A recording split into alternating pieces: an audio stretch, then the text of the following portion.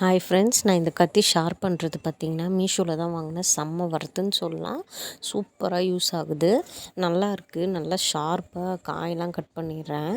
அப்புறம் பார்த்திங்கன்னா நான் மோஸ்ட்லி கையிலே கட் பண்ணிப்பேன். கட்டர் இருக்குது, பட் இருந்தாலும் நான் கையிலே கட் பண்ணுவேன், மெலிசாக கட் பண்ணுவேன்.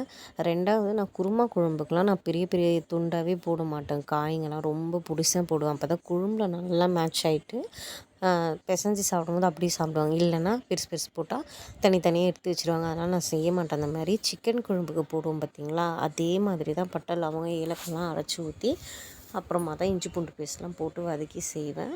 முட்டை ஒரு பக்கம் வேக வச்சுருக்கேன். அப்புறம் தேங்காய் பார்த்திங்கன்னா பாருங்கள், மூடி அந்த தேங்காய் மூடி அதோடு வந்துடுச்சு பாருங்கள்.